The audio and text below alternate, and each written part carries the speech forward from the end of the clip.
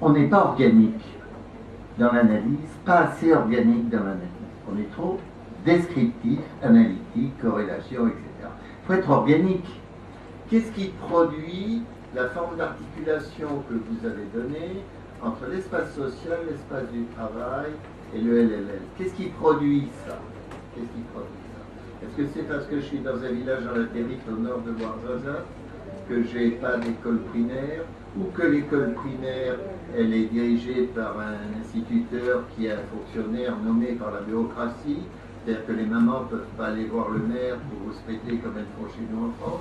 En France, l'école primaire est bonne pour une seule raison. Si la maîtresse n'est pas bonne, les mamans vont vous respecter auprès du maire. Donc dans tous les villages provençaux et ruraux, vous avez une bonne école.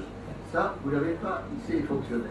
Fonctionnaires nommés par Rabat, pensez bien que fiche pas mal de la vie de la population locale, etc. etc. Ça, c'est ce genre de questions organiques qu'il faut absolument se poser pour aller plus loin.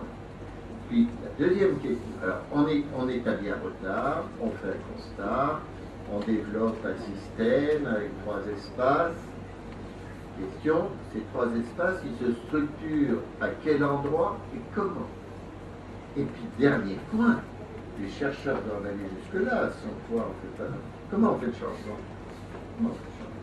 Alors maintenant que vous nous avez expliqué très bien d'ailleurs, je trouve que c'est vraiment très intéressant, système de reproduction sociale, à l'intérieur des familles, avec tous les stéréotypes, le manque d'éducation, etc.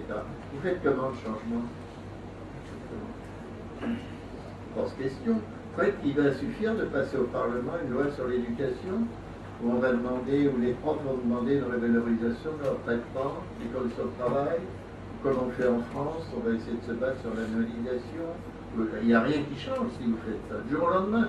Est-ce que vous croyez que ça va suffire de dire on veut X% à la sortie du primaire, ou bien on veut X% au niveau du baccalauréat? Moi j'ai vécu ça en France, ce chevènement. Moi je présidais le jury de bac à l'époque. Le ministre dit je veux avoir 80% d'une génération au bac. Qu'est-ce que vous croyez qu'ils font les profs dans le jury de bac? Ils ne sont pas fous quand même, hein?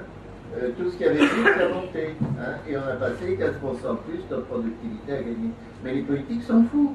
Ils n'ont rien compris au fonctionnement intime d'un système éducatif. Rien compris. Rien compris. Alors ça fait bien dans la presse, c'est-à-dire je vais passer à 60% de génération de bac, où je vais baisser le taux d'analphabétisme, etc. Mais le type qui va vérifier le taux d'analphabétisme, il va dire il n'est plus analphabète. C'est comme ça que le niveau éducatif baisse. C'est pour ça qu'on ne fait pas de PISA, qu'on fait. Évidemment. Et je parle d'un pays qui en est en plein là-dedans. Hein. Donc, vous voyez, cette logique organique, dans l'explication, complète cette image, plus la question comment on change, elle est fondamentale. Alors moi, je prétends qu'on ne peut pas changer par le haut. Dès que vous travaillez le système éducatif, vous changez avec les virus. Vous changez avec les virus. C'est-à-dire que vous changez, si vous collez dans le système à un endroit stratégique, c'est ce qu'on a fait avec les écoles de la deuxième chance, un virus.